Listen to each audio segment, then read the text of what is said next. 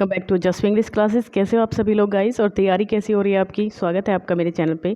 Friends, बेहतरीन तैयारी के लिए अगर आप मेरे साथ जुड़ना चाहते हैं तो अभी ओजस्वी इंग्लिश क्लासेस को सब्सक्राइब कर लीजिए और ठीक है, सब्सक्राइब कर लीजिए गाइस। और देखते हैं कि क्या खास है आज के सेशन में। 80 सेट हमारा प्रैक्टिस सेट है और लिटरेचर ग्रामर दोनों के क्वेश्चन मिलते हैं आपको। टीजीटी हो या पीजीटी और भी कोई एग्जाम हो, एलटी ग्रेड हो, डीटी प्लस बी का टीपीजीटी है, तो सभी एग्जामों में आपके लिए ये हेल्पफुल वीडियो रहेगा, बिल्कुल 100% गाइस। तो चलिए देख लेते हैं आज के सेशन में क्या इंपॉर्टेंट है। और लाइक शेयर वीडियो को जरूर कीजिएगा गाइस, और एक कमेंट आपको करनी है कमेंट सेक्शन में जाके कि आपका स्कोर कितना है। ठीक है, आपका स्कोर कितना आपने गेन किया है ये भी मुझे ज़रूर बता दीजिएगा, ताकि मुझे पता रहे कि आपका लेवल क्या है, आप किस लेवल से आप लोग जो है मेरे साथ जुड़े हुए हैं। ठीक है, चलिए देख लेते हैं क्या है गाइस। पहला क्वेश्चन है, in which play by Shakespeare do we find without queens questioning the assumptions of male politics. अच्छा, कौन से प्ले में शेक्सपियर के हमें चीज़ मिलती है कि जो विदाउट क्वींस हैं वो क्वेश्चन करती हैं एजम्पशंस ऑफ मेल पॉलिटिक्स के लिए? तो हेनरी फिफ्थ है, रिचर्ड थर्ड है, एंटोनी एंड क्लियोपेट्रा या फिर हैमलेट है। तो इसका जो आंसर है गाइस वो हो जाएगा आपका ऑप्शन बी, यानी कि रिचर्ड थर्ड जो है हमारा आंसर हो जाएगा। ठीक है, कुछ गड़बड़ है क्या आज? पेन वर्क नहीं कर रहा है यार, मेरा पेन नहीं वर्क कर रहा है गाइस, एक सेकेंड। ओ माय गॉड, क्या प्रॉब्लम है भाई? हाँ चलिए, हो गया है ठीक। अच्छा, बी ऑप्शन है, रिचर्ड थर्ड है। अच्छा, रिचर्ड थर्ड की बात करें तो ये 1592 के अप्रॉक्स आया था, 1592 के अप्रॉक्स ही आया था। और ठीक है, इसमें जो रिचर्ड थर्ड है इंग्लैंड में जो रेन करते थे, मैचियावेलियन, ठीक है, rise to power and subsequent short reign of king Richard third का जो रेन रहा है इंग्लैंड के अंदर, उसी पे बेस्ड है। तो इसमें जो यही इसका आंसर हो जाएगा, इसी में हमें लाइन मिलती है। राइपनेस इज़ ऑल। अच्छा, राइपनेस इज़ ऑल जो है गाइस, वो ये लाइन आपको कहाँ मिलती है? बहुत इंपॉर्टेंट लाइन है, पीजीटी हो या टीजीटी यूजीसी नेट सभी में ये क्वेश्चन आया है। तो किंग लियर से है, हैमलेट, मैकबेथ या फिर जूलियस सीजर। तो ये ए ऑप्शन होगा हमारा, किंग लियर। ठीक है, हमको ये कहाँ पर मिलती है? किंग लियर से हमें ये जो है मिलती है गाइस। और एक्ट 5 सीन सेकेंड की बात है। ठीक है, एक्ट 5 और सीन सेकंड की बात यहाँ पर हो रही है। एक्ट 5 सीन सेकंड में हमें ये लाइन मिलती है। और कौन कहता है? एडगर कहता है ग्लॉस्टर से। ठीक है, किससे कहता है? ग्लॉसेस्टर से कहता है एडगर, राइट। चलिए, When my love swears that she is made of truth, I do believe her, though I know she lies. जब मेरा प्रेम कहता है कि that she is made of truth, कि मैं बिल्कुल सच, मेरा प्रेम बहुत सच है, एकदम सच्चा प्रेम है मेरा, तो I do believe her, मैं उसका भरोसा कर लेता हूँ, though I know she lies, जबकि मुझे पता है कि वो झूठ बोलती है। तो गाइज़ ये बहुत प्यारी सी लाइन है। आप बता दीजिए कि कौन से हमारे ये राइटर की है, कौन से पोएट की है। तो गाइज़ इतनी इंपॉर्टेंट लाइन आप स्किप नहीं कर सकते हैं, और ये आपको मिलती है कहाँ पर? ठीक है ना, ये विलियम वर्ड्सवर्थ की है, फिलिप सिडनी, क्रिस्टोफर मार्लो या फिर आपके विलियम शेक्सपियर। तो सीधी सी बात है गाइस, विलियम शेक्सपियर की लाइन है, लेकिन है कहाँ की ये भी आप देख लीजिए। तो ये लाइन हमको मिलती है गाइस सोनेट नंबर 138, जो कि बहुत इंपॉर्टेंट सोनेट है इनकी, 138। ठीक है, इससे क्वेश्चन जरूर बनते हैं, तो आप याद रखिएगा, इसी की लाइन है ये। ठीक है, चलिए। Sexual possessiveness is the theme of Shakespeare. Shakespeare के कौन से प्ले की थीम सेक्सुअल पजेसिवनेस है? तो यहाँ जो है डी ऑप्शन हो जाएगा हमारा। ठीक है, मिडसमर नाइट्स ड्रीम, जो कि आप समझ सकते हैं इसको 1595 या फिर 696 के अप्रॉक्स आया था, ये इसी के बीच में आया था, 97 तक समझ सकते हैं आप। ठीक है, ड्यूक ऑफ एथेंस का और हिपोलिटा की जो मैरिज है यहाँ पे, वो इसमें दिखाई गई है। ठीक है, चलिए। O blessed bird, the earth we pace again appears to be and is fit have for thee. अच्छा, ये लाइन कहाँ से है गाइज? इतनी प्यारी सी स्काईलार्क के लिए बोली गई, कौन सी बर्ड के लिए लाइन बोली गई और किसकी लाइन है ये भी बता दीजिए साथ में। तो गाइज इसका जो आंसर होता है वो हमारे पास बनता है कुकू। ठीक है, कुकू के लिए लाइन बोली गई है, और विलियम वर्ड्सवर्थ, ठीक है, वर्ड्सवर्थ की ये लाइन है टू द कुकू। ठीक है, वर्ड्सवर्थ की जो टू द कुकू पोएम है उसी की ये लाइन है, जो कि 1807 में आई थी। ठीक है, 1807 में आई थी ये poem to the cuckoo. who said this that in his early life he was fostered by two influences. कौन ये कहता है कि अपनी अर्ली एज में वो दो इन्फ्लुएंसेस से जो है फोस्टर्ड हुए हैं, मतलब फोस्टर होता है एक तरीके से किसी चीज़ से जो है फोस्टर होना, किसी चीज़ के द्वारा बढ़ना, बढ़ाया जाना, मतलब एक तरीके से पोषण करना, ठीक है। तो वो क्या है, जॉन डन कहते हैं, अल्फ्रेड टेनिसन, या फिर विलियम वर्ड्सवर्थ, या फिर W.B. येट्स। तो ये भी जो कहना है गाइज, ये हमारे विलियम वर्ड्सवर्थ का कहना है, ठीक है, विलियम वर्ड्सवर्थ का ये कहना है। ओके चलिए, which of Wordsworth odes are representative of the irregular ode. अच्छा, इरेगुलर ऑड इनमें से कौन सी है, सीधा सा जो मतलब है वो ये है इस क्वेश्चन का। तो इसमें आप जाएंगे कहाँ पर, कौन सा इसमें राइट आंसर आपका हो जाएगा, तो गाइस डी ऑप्शन होगा, यानी कि immortality ode, intimations of immortality ode 1807 जो है इसका time. Who did Keats regard as the prime example of negative capability. किसको जो है कीट्स वो मानते थे prime example of negative capability का, किस पर रिसर्च करके उन्होंने इस चीज़ को जो है रखा था गाइस, ठीक है, किस पे सर्च करके उन्होंने इस चीज़ को रखा था। तो यहाँ जो आंसर हो जाएगा वो आपका ऑप्शन होगा विलियम शेक्सपियर, ठीक है, विलियम शेक्सपियर आपका ये आंसर, ठीक है ना गाइस। चलिए, अच्छा नेक्स्ट क्वेश्चन क्या है हमारे पास में, ये हो जाएगा आपका, एक सेकेंड, हाँ, the very word like a bell to toll me back from thee to my sole self.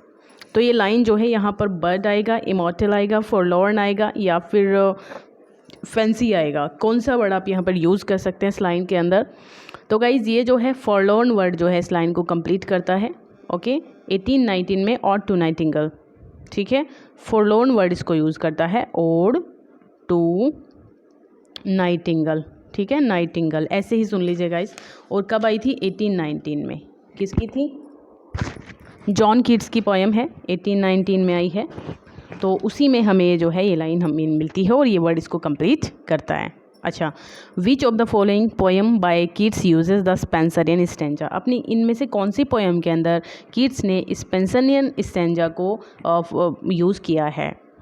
तो ये जो हो जाएगा आपका इंडिमियोन है, द फॉल ऑफ हाइपेरियन है, the saint of Eve of Saint Agnes है, या फिर लैमिया है। तो यहाँ जो है the Eve of Saint Agnes की बात करेंगे हम, सी ऑप्शन पर जाएंगे। और कब आई थी ये, 1840 में, 42 स्टेंजा है इसके अंदर, और 1820 में, ठीक है, 1820 में ये जो है पब्लिश कराई गई थी, और इसी में इन्होंने स्पेंसरियन स्टेंजा का यूज़ किया है। The mask of anarchy by Shelley. Shelley का एक बहुत इंपॉर्टेंट वर्क है मास्क ऑफ अनार्की। तो आपको बताना है कि ये जो है क्या है, ठीक है, क्या किस श्रेणी में आप इसको रख सकते हैं।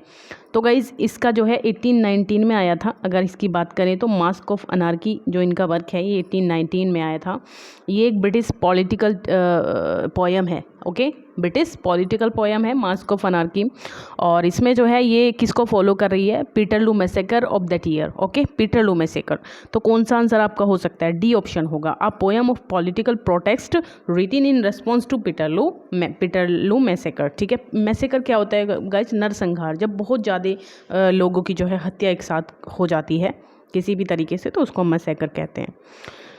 अच्छा, इन अ पोएम अ लाइन में ईदर बी एंड स्टॉप्ड, और यहाँ पर तीन चीज़ें हो सकती हैं किसी भी पोएम में, एक लाइन के अंदर या तो वो एंड हो जाएगी, या फिर वो स्टॉप हो जाएगी, या फिर वो क्या हो जाएगी। तो तीसरा आप क्या यूज़ कर सकते हैं यहाँ पर, बताइए गाइस। तो इसमें हम लोग जाएंगे किस पे, रन ऑन पे, ठीक है। तो आप इसको यूज़ कर सकते हैं रन ऑन वर्ड को। चलिए, अ मोक हीरोइक पोएम। अच्छा, मोक हीरोइक पोएम जो है वो आप क्या उसकी विशेषता होती है यहाँ पर, और कैसे आप उसको जो है रखेंगे, किस श्रेणी में आप उसको रखेंगे, क्या करती है वो, किस चीज़ पे मॉक करती है। mock at heroic pretensions in poets and critics, mock heroism and exaggerated virtue in all epics, या फिर uses a heroic style to deride airs and affectations, या फिर uses a mocking style to deride heroes and hero worship। तो बताइए इसका answer guys. तो C option होगा guys यहाँ पे, और सी ऑप्शन पे हम लोग जाते हैं, uses a heroic style to deride airs and affectations, right. चलिए,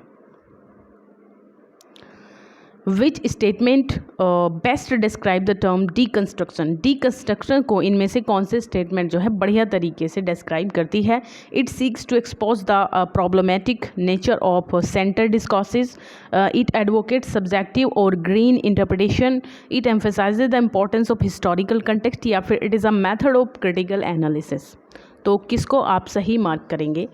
तो ये हो जाएगा आपका ऑप्शन ए, यानी कि it seeks to expose the problematic nature of centroid discourses. ठीक है, यही लाइन जो है अच्छे से इसको डिस्क्राइब करती है डीकंस्ट्रक्शन को, राइट। चलिए गाइस,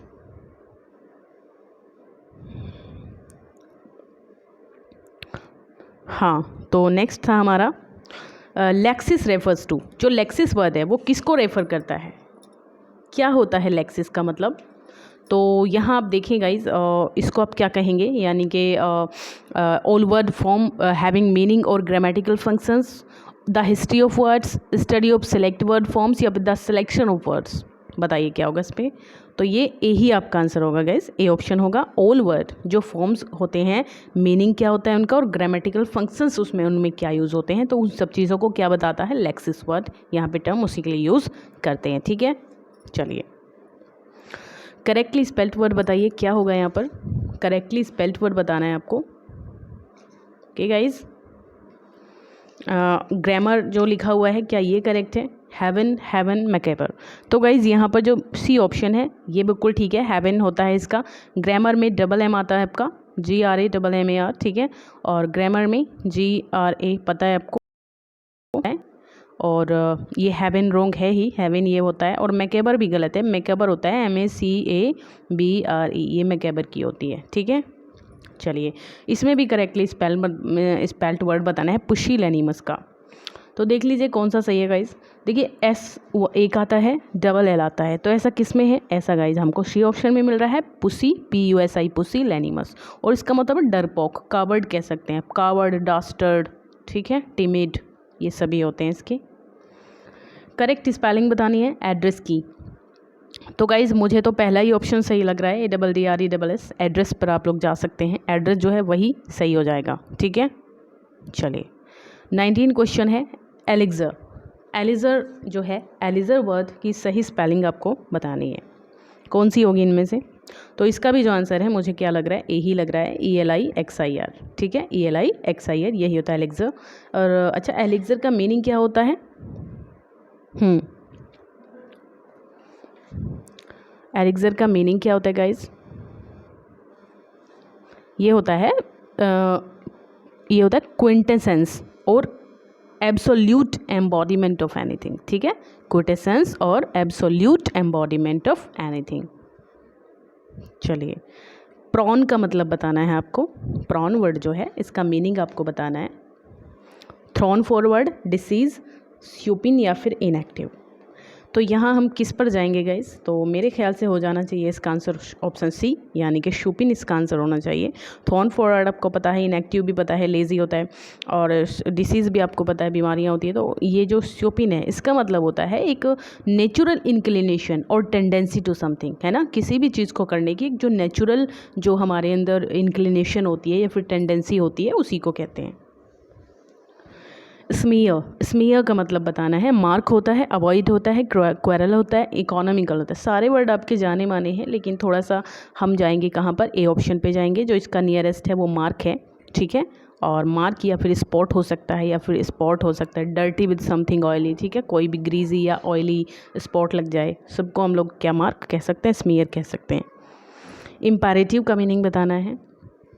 इम्पैरेटिव का मीनिंग क्या होता है गाइस? और इम्पैरेटिव को देखें तो विटल होगा, सीरियस होगा, सजेस्टिव होगा, सजेसियस होगा। कौन सा वर्ड यहाँ पर इसका जो है थोड़ा नियरेस्ट मीनिंग बताता है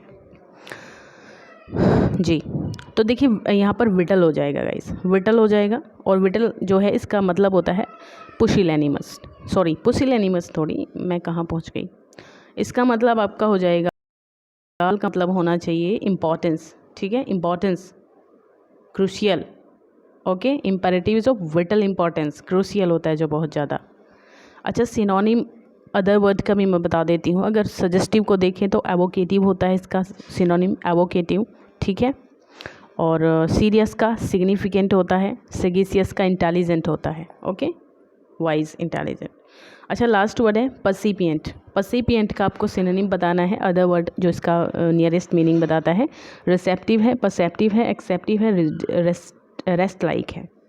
तो यहाँ जो है गाइज परसेप्टिव हो जाएगा, परसेप्टिव इसका आंसर हो जाएगा। और परसेप्टिव का मतलब होता है जैसे आप लोग जो है एक गुड इंसाइट होती है आपके अंदर, एक गुड इंसाइट होती है, अंडरस्टैंडिंग होती है, उसी को कहते हैं आप लोग परसिपिएंट, है ना।